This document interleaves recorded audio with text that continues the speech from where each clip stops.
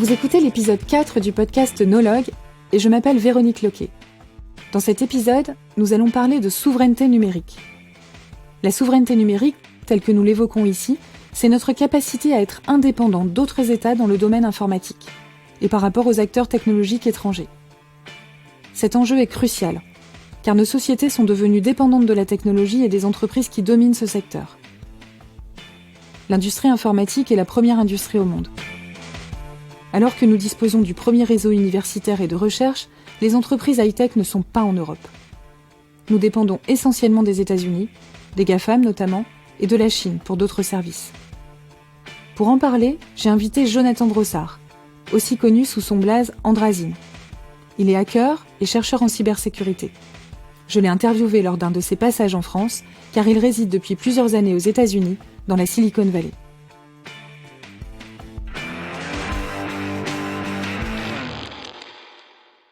Avant d'aborder notre sujet sur la souveraineté numérique et la cybersécurité, tu comptes parmi les chercheurs en cybersécurité les plus en vue de la scène internationale.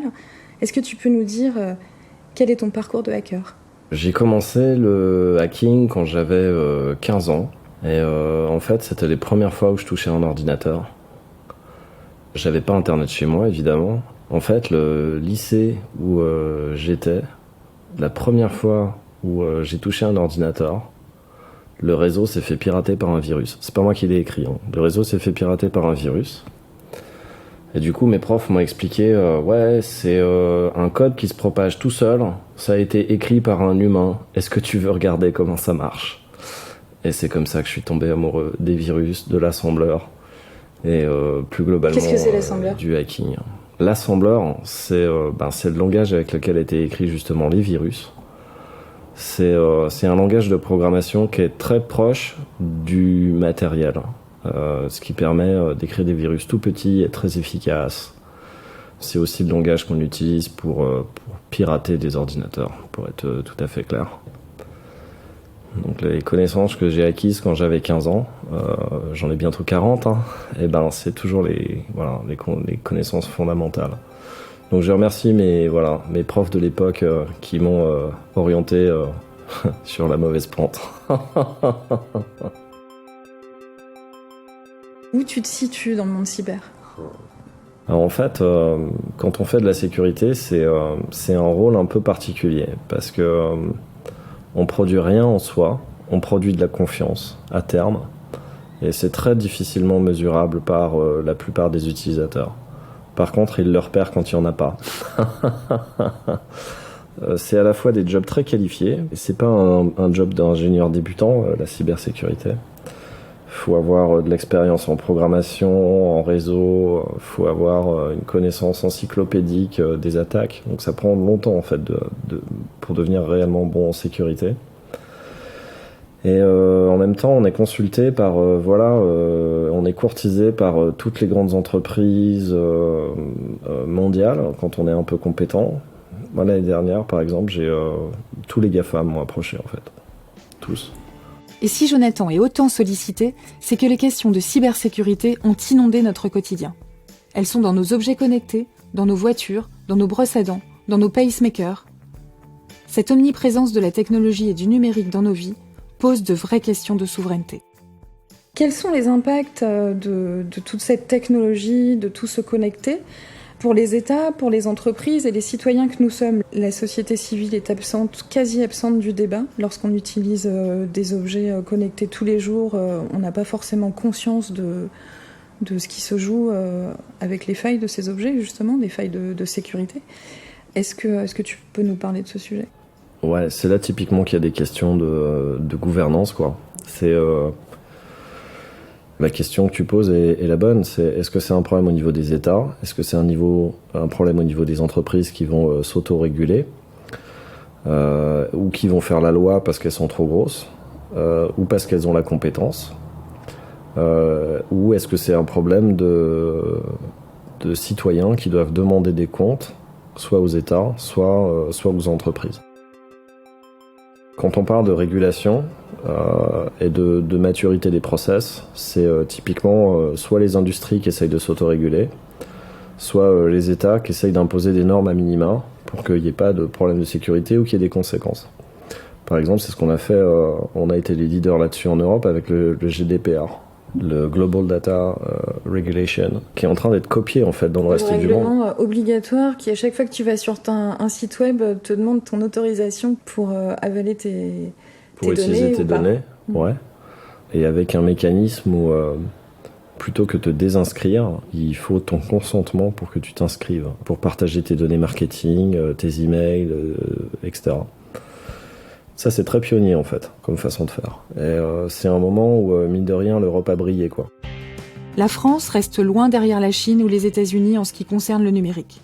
Quelques grandes entreprises européennes se démarquent, comme SAP, STMicro ou Dassault Systèmes. Mais d'après Jonathan, l'offre européenne est loin d'apporter une souveraineté numérique en Europe. C'est pas des boîtes énormes par rapport voilà, aux premiers players mondiaux qui sont tous soit américains, soit chinois, quoi. On n'a pas l'équivalent d'un Huawei, on n'a pas l'équivalent d'un Apple ou d'un Google. Et oui, SAP c'est pas mal, mais c'est pas de la même taille, quoi. Ça pose des problèmes de souveraineté à ton avis ? Ah bah absolument. Ça veut dire que nous on est très dépendants en fait du hardware, du matériel chinois et du logiciel américain complètement, quoi. C'est quoi l'alternative à un Microsoft ou à un Google ? C'est quoi l'alternative aux GAFAM en Europe ? On est complètement dépendants là, sur ces questions-là, quoi. On parle énormément de souveraineté numérique. Est-ce que ça veut dire qu'elle n'existe pas en réalité en Europe ou en France ? Eh ben, tu vois, quand on fait des réglementations du genre GDPR et qu'on fait plier les Américains et qu'ils sont obligés de changer la façon dont ils fonctionnent parce qu'ils peuvent pas ignorer l'Europe, on marque vraiment des points en termes de souveraineté.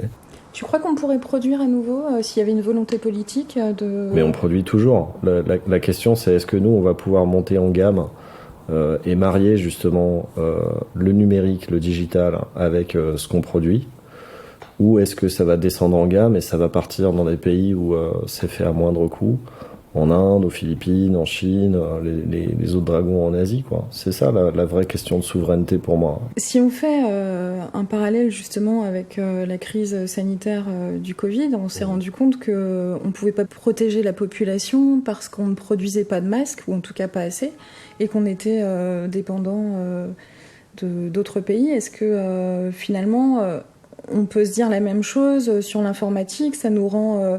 dépendants économiquement et même politiquement par rapport à notre souveraineté ?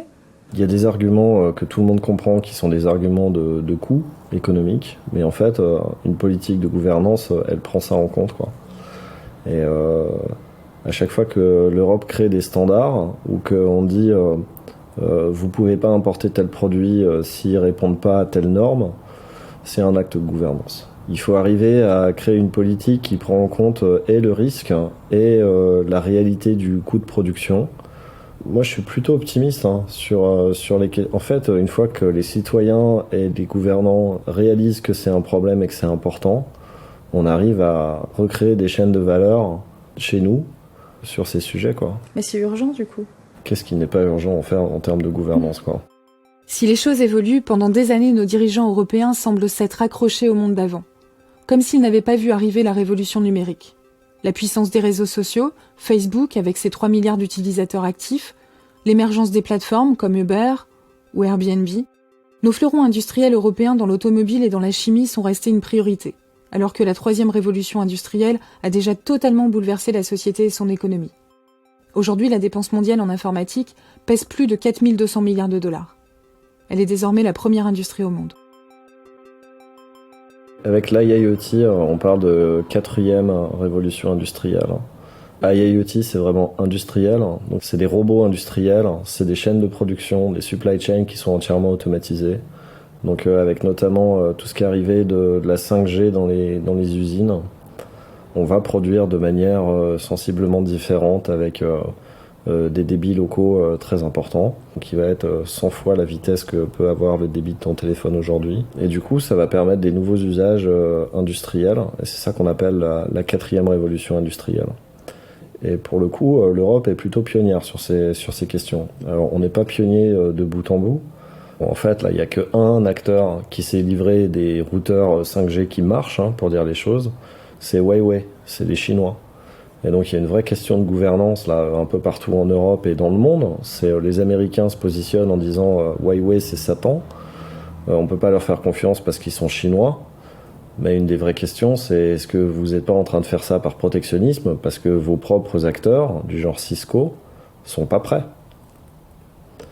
Et du coup, il y a un peu une question de dupe qui se pose. Voilà, l'Allemagne, l'Angleterre sont en train de se positionner. Est-ce qu'ils acceptent de prendre du matériel Huawei pour le réseau de cœur, comme on appelle ça, c'est-à-dire le cœur de leur réseau télécom. Et les Américains sont absolument contre le fait que l'Europe l'utilise. Alors, il y a un peu un jeu de dupes, quoi. C'est-à-dire que les enjeux industriels pour les États-Unis sont majeurs. S'ils perdent ces marchés, pour eux, c'est une catastrophe. Pour l'Europe, c'est pas pareil. On rêverait de Nokia ou Alcatel qui seraient capables de faire des routeurs 5G au niveau des routeurs de Huawei, mais aujourd'hui, c'est pas le cas. On n'a pas de produits qui sont... Là, il faut d'ailleurs prendre conscience, en fait, du fait que les Chinois, ils font pas simplement du cheap et du pas bien, quoi. Là, ils nous ont éclaté en termes de R&D. Ils ont 5 ans d'avance sur tout le monde. Hein. Donc, l'idée que certains se font de la Chine, à savoir que la Chine saurait faire que du bas de gamme, n'est pas vrai, quoi. Là, ils ont mis le monde à l'amende en termes de R&D, quoi. Est-ce que nous, on aurait cette capacité, avec les ingénieurs européens, de se positionner là-dessus? J'habite dans la Silicon Valley depuis 6 ans, hein, donc je suis un peu biaisé sur la question. L'impression que j'en ai, c'est que en France, en fait, on manque pas d'ingénieurs. Ce qui me semble être compliqué en France, c'est l'émergence de start-up qui marchent, quoi. Étant donné qu'on n'a pas de ce qui s'appelle de Small Business Act, c'est-à-dire de soutien en fait à la filière des petites entreprises comme ça existe aux États-Unis. C'est-à-dire qu'aux États-Unis, l'administration réserve 20% de ses achats, voilà, est obligé d'acheter à des startups, des petites entreprises. Et nous, on n'a pas du tout ça. On fait même concurrence. La philosophie est complètement le contraire. C'est-à-dire que quand tu fais une startup ici, moi j'en ai une depuis plus de 10 ans, tu es obligé de nourrir des grosses entreprises au passage pour pouvoir travailler avec les entreprises du CAC 40, par exemple. Donc tu passes pas en direct, tu es obligé de te faire porter par une autre entreprise du CAC 40, qui n'a pas de valeur ajoutée, mais que tu nourris, quoi, au passage. Ça, c'est toxique pour les startups, quoi. Donc ça participe du fait que, en fait, si tu veux faire des entreprises innovantes, c'est plus facile de partir à l'étranger pour obtenir des capitaux, pour obtenir tes premiers clients, et plus globalement pour être dans un environnement qui est un peu sain, quoi. Alors, je sais qu'il y a des volontés politiques que ça change, et en fait, il y a des gens qui se rendent compte, quoi, de ce problème-là. Mais c'est difficile d'avoir... Ça aussi, c'est une question de gouvernance, en fait. C'est la tradition française, c'est d'avoir quelques très grosses entreprises qui trustent le marché, avec un État très jacobin, très centralisé, etc. Et encourager des petites entreprises qui vont devenir très rapidement importantes et challenger ces monopoles, culturellement, c'est difficile chez nous, quoi. La commande publique est un levier indéniable pour dynamiser et soutenir l'activité des petites et moyennes entreprises. L'instauration d'un Small Business Act à la française ou européen permettrait de promouvoir les startups en leur facilitant l'accès aux commandes publiques et en créant des conditions de marché pour l'émergence de nouveaux acteurs du numérique. Et je pense à des startups, comme Olvid avec sa messagerie instantanée ultra sécurisée, ou encore à iOS pour smartphone, qui garantit le respect des données privées et qui est une alternative crédible au duopole Apple-Google. Ce sont des solutions innovantes et souveraines, créées par des ingénieurs français. Des solutions qui fonctionnent et qui ont avant tout besoin de commandes pour assurer leur croissance. Vous bossez les ingénieurs français parce que du coup on produit énormément d'ingénieurs qui sont plutôt talentueux. Apparemment leur cerveau intéresse les grandes boîtes américaines. Du coup ils vont... J'ai eu mon diplôme il y a 10 ou 15 ans. Dans une grande école généraliste, on n'était pas beaucoup à faire de l'informatique, hein, pour être tout à fait honnête, quoi. Moi j'étais aux mines à Saint-Étienne, on était 8 à faire de l'informatique sur 150, donc c'était pas très significatif. Après, il y a des gens de la promo d'en dessous qui travaillent chez Google dans la Silicon Valley, quoi. Donc très clairement, on se fait chasser, quoi. Le fait qu'on n'ait pas des startups au niveau des startups américaines et pas un problème d'éducation ou de niveau, je veux dire, même la recherche, etc. est excellente en France. L'INRIA a rien à envier aux grandes universités américaines. Moi, j'ai travaillé beaucoup avec des gens de Berkeley, de Stanford, hein, parce qu'en Californie, à San Francisco, c'est les écoles locales. Franchement, on n'a rien à leur envier en termes de niveau intellectuel. Ils nous mettent pas à l'amende.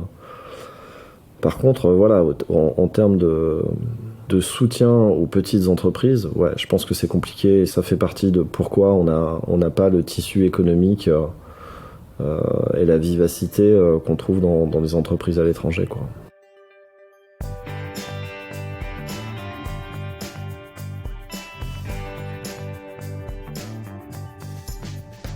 Est-ce que tu penses qu'avec le numérique, notre modèle de société et nos valeurs sont en danger ? On n'a pas parlé des vrais problèmes, hein. Le vrai problème de gouvernance, c'est est-ce qu'on fait confiance aux Américains, quoi. On a quand même eu avec donc le lanceur d'alerte qui s'appelle Snowden, qui a déserté de la NSA en emportant avec lui toutes les présentations PowerPoint qui existaient dans la NSA, puisqu'en fait il était administrateur SharePoint, donc il était administrateur de toutes les présentations PowerPoint. Il a piraté les serveurs PowerPoint et il est parti avec toutes les présentations, donc plus de 20 000 documents. Et il a montré que les Américains, qui sont censés être nos alliés, hein, on fait partie des mêmes alliances stratégiques, de l'OTAN, etc., en fait, se conduisent avec nous comme si c'était nos ennemis.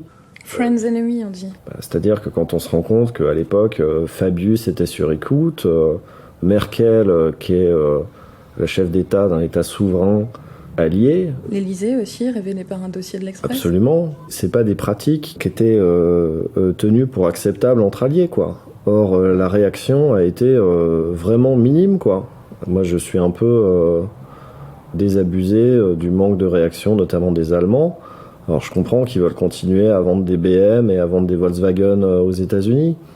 Mais le manque de réaction, là, en termes de gouvernance, a été un grand moment d'humiliation pour l'Europe, à mon avis, hein. Le fait qu'il n'y ait pas eu de réaction laisse à entendre à la NSA et la CIA qu'ils peuvent continuer, quoi. Donc c'est ça le vrai enjeu, quoi. C'est quelle est notre relation avec les États-Unis, quoi. C'est nos alliés ou ils nous veulent du mal? Est-ce qu'on n'est pas un peu dépassé ? Est-ce qu'on a une réponse à apporter, une vraie réponse ? Bah, visiblement, là, sur le cas de Snowden, on n'a pas répondu, quoi. Mais c'est pas à notre honneur. Il va falloir qu'on finisse par répondre sur ces questions-là, quoi. On va pas pouvoir laisser les Américains faire comme si on n'existait pas sur ces questions, quoi.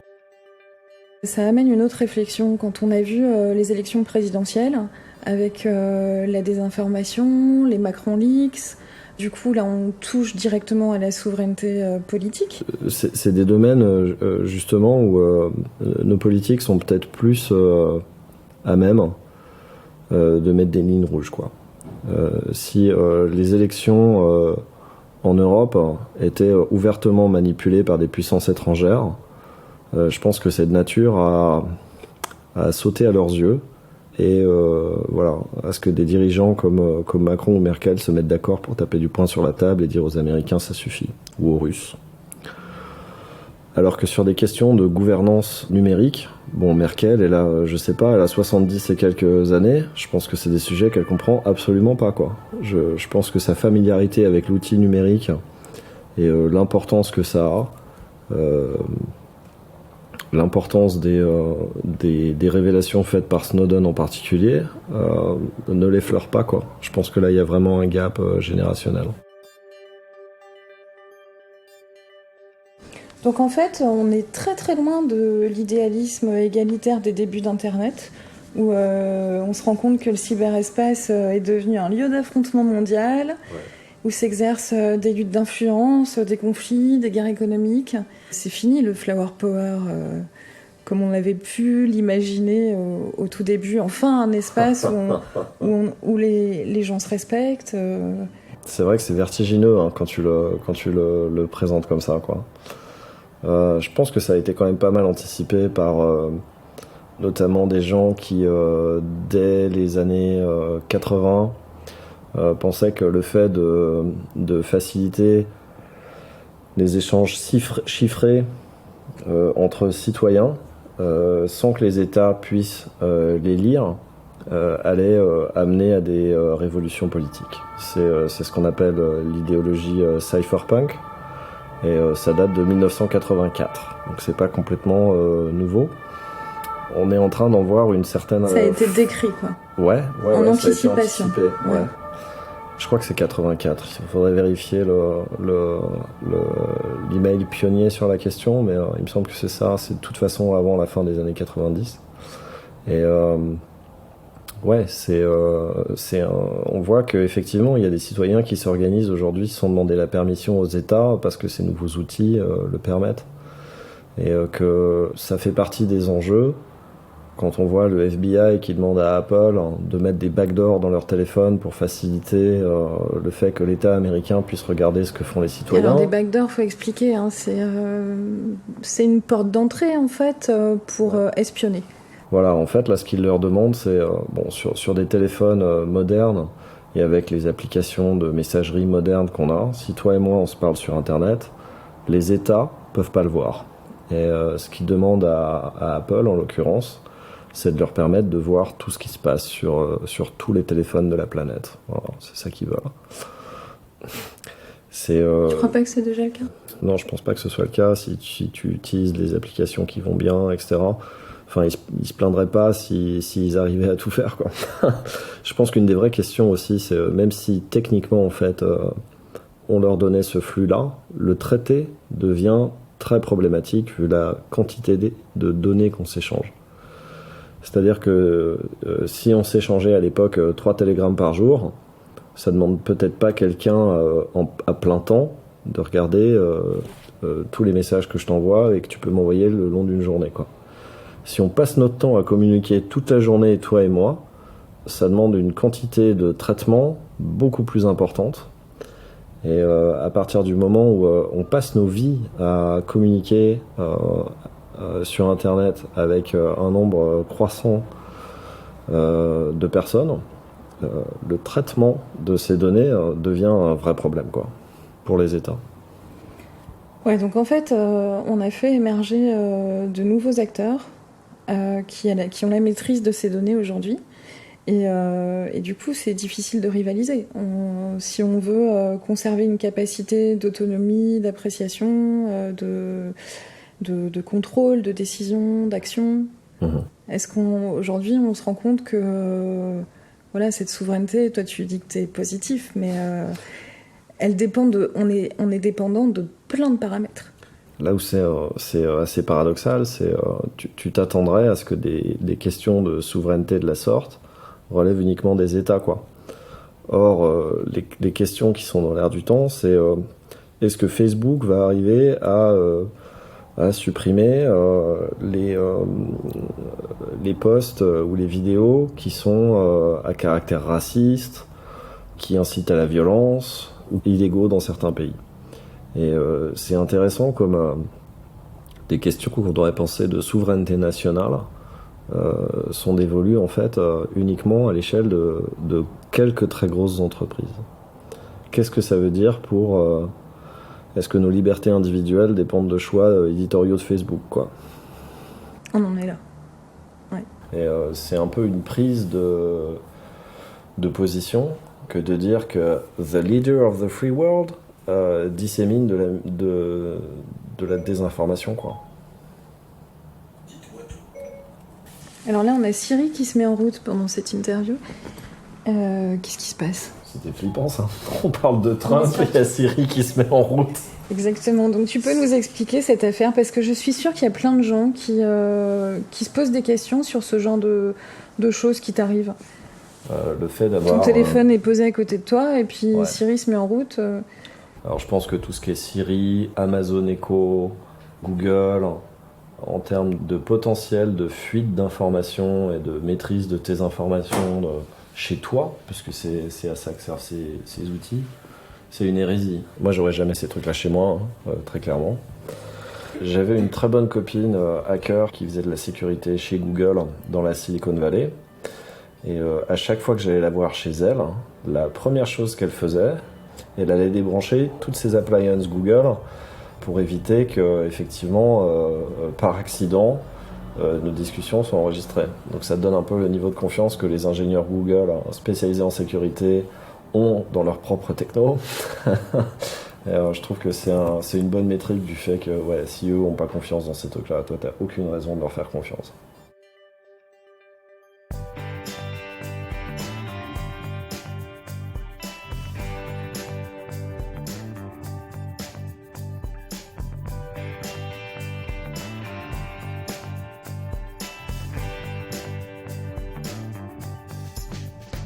Il faut éduquer et former à l'éveil, à la conscience numérique, en fait, à la sécurité même. Je pense que c'est une bonne idée, ouais.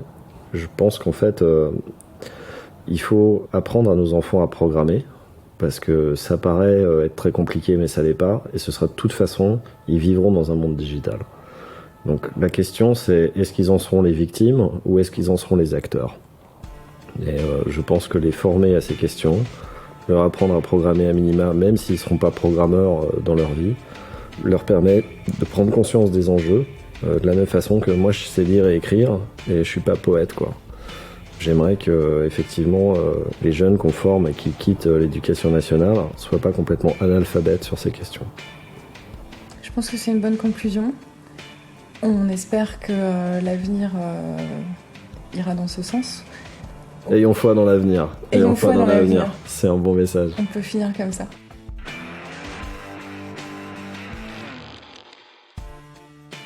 Depuis cet enregistrement, le leader britannique ARM, un fabricant de processeurs qui fournit de nombreuses marques comme Samsung, Apple ou Qualcomm, a été racheté pour 40 milliards de dollars par l'américain Nvidia. C'est une pépite européenne de plus qui part rejoindre le monopole tech outre-Atlantique. La prise en compte de ces enjeux au niveau européen est tardive. Cela impactera notre société sur le long terme, avec des risques majeurs, comme la surveillance de masse révélée par l'affaire Snowden, le scandale Cambridge Analytica, ou encore le système de notation des citoyens chinois, qui évalue les individus avec un impact direct sur leurs droits et leurs libertés fondamentales.